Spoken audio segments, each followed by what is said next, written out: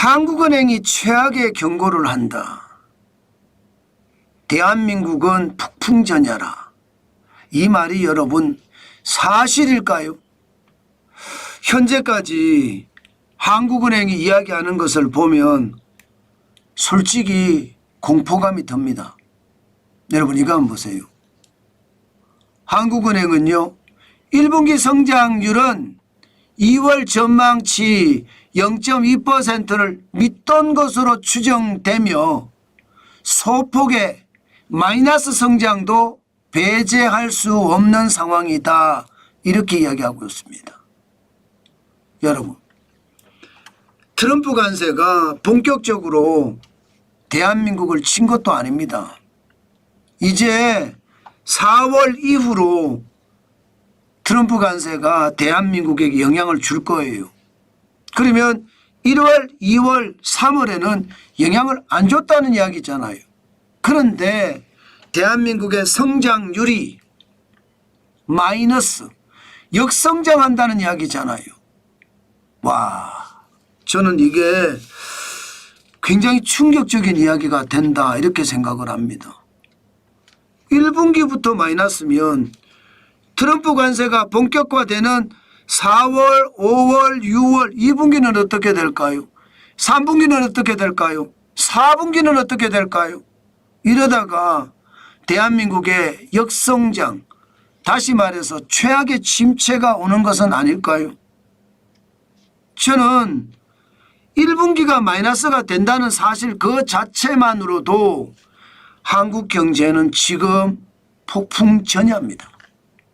이제 침체, 붕괴의 서막이라는 뜻입니다.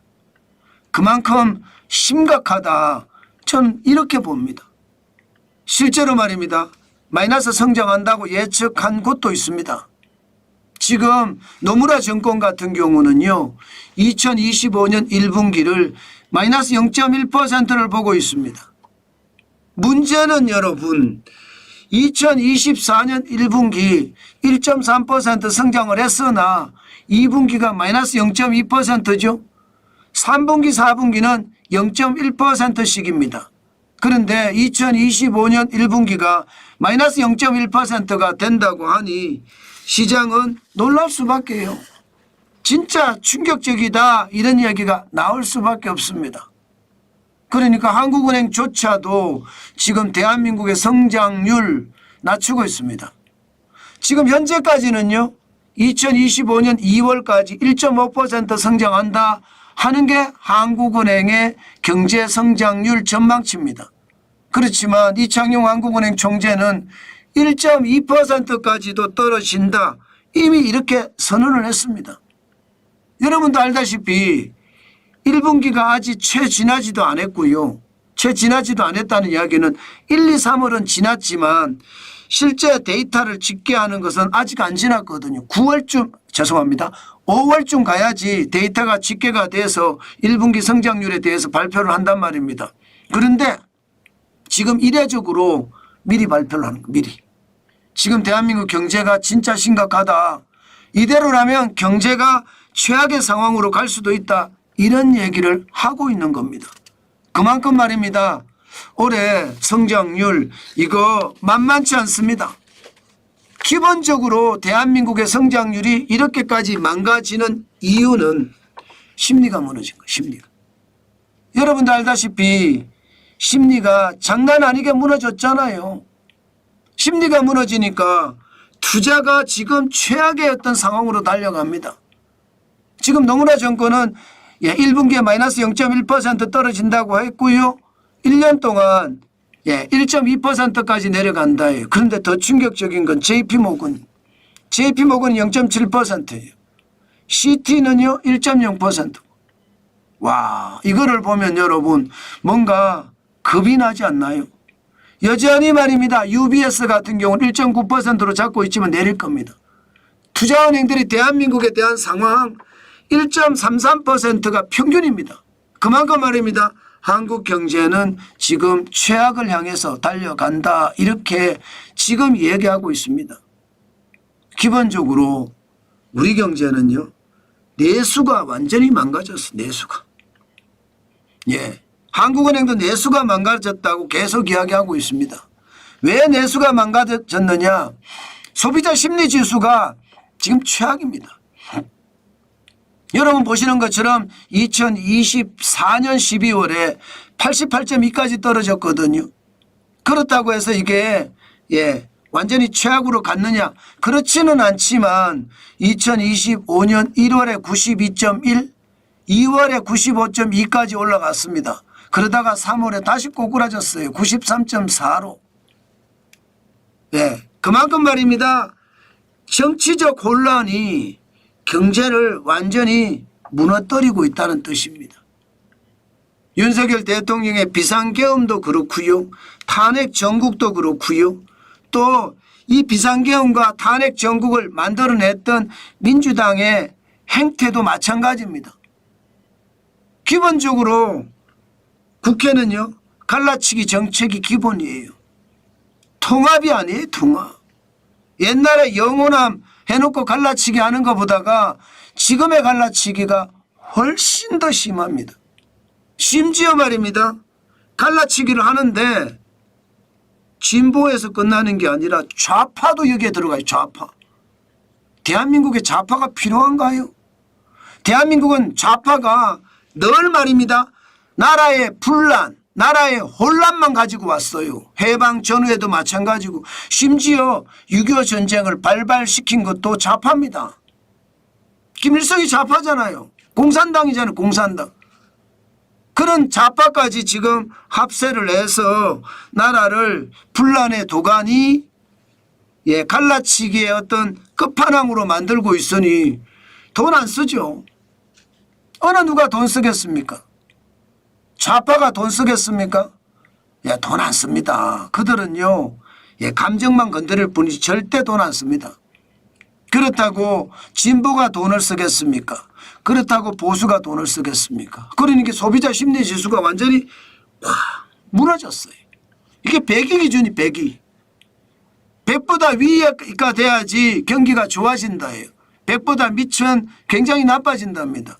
2020년부터 보세요 여러분. 우리 경기가 100보다 높았던 적이 그렇게 많지가 않아요. 심리가 이렇게 무너져 있다는 뜻이에요. 갈라치기가 대한민국 경제를 완전히 옥죄고 있다는 뜻입니다. 안타깝죠. 안타깝습니다. 그게 지금의 대한민국이고 그 지금의 대한민국이 나라가 완전히 흔들리고 있다. 저는 그렇게 생각합니다. 게다가 말입니다. 게다가 안 그래도 어지러운데 윤석열 대통령에 대한 탄핵까지 단행이 됐으니 뭐 그동안 말입니다. 1분기 내내 1월, 2월, 3월에는요. 국가 지도자가 없었어요. 무정부 상태였어요. 무정부 상태인데 나라가 잘 될 리가 없잖아요. 이 무정부 상태에서 더 나아가서는요. 전국은 또 화재로 난리가 아니었습니다. 경북의 영남 산불은요. 보시는 것처럼 한두 개가 탄 게 아니에요. 지금 말입니다. 경북 의성에서 시작된 불은요. 안동으로 번지고요. 이게 청송으로 번져서 영덕까지 양양까지 그야말로 동해안 쪽으로 휩쓸어 버렸어요. 그 정도로 말입니다. 산불의 발생 범위가 크고요. 이 산불은요. 사람들의 심리를 더 옥죄할 수밖에 없었습니다. 그렇다고 건설이 잘 돼 갔느냐? 아니에요. 지금 건설도 그 어느 때보다 힘들다 이렇게 이야기할 만큼 건설이 난리도 아닙니다.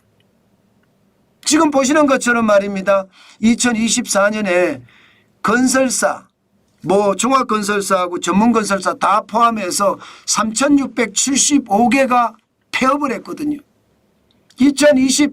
2020년 4년 전과 비교해 보면요. 45%가 는 숫자입니다. 그렇다고 2025년에는 안 망하느냐. 지금 똑같이 망하고 있습니다. 오히려 더 심합니다. 2025년 1월에서 2월까지 벌써 634개예요. 전문건설사만 525개고요. 종합건설사가 109개예요. 그러면 여러분 좋은 게 없잖아요. 정치적 혼란 때문에 심리가 무너져. 산불 때문에 공포감은 더 커져. 건설사들은 줄줄이 망해. 그러면 소비는 누가 합니까? 여기에다가 이제 미국발 상호 관세까지 부과가 되면 대한민국은 시작이다 이렇게 이야기하지만 이 시작이 너무 크게 시작해요. 그래서 더 문제입니다. 그만큼 말입니다. 미국발 상호 관세, 트럼프 관세도 아마 우리 시장에 영향을 굉장히 많이 줄 겁니다. 결국 그렇게 되면 여러분 우리 경제는 어떻게 될까요? 지금 당장 말입니다. 대한민국의 1분기 경제 성장률이 마이너스가 된다는 것, 이것은요 침체의 서막, 붕괴의 서막 이렇게 얘기해도 틀린 말이 아니에요. 앞으로 내수가 더 좋아지기 위해서 국민의 갈라치기가 멈출까요? 저는 그렇게 보지 않거든요. 앞으로도 여전히 국민 갈라치기는 계속될 거고요. 정치 불안은 끝이 없을 겁니다. 여기다가 트럼프 관세까지 포함을 하면 수출까지도 타격을 받는다는 뜻이잖아요. 그러면 대한민국 경제는요. 1분기가 시작이죠. 앞으로 어떻게 될런지 그 상황은 우리가 상상하기 어려울 정도일 겁니다.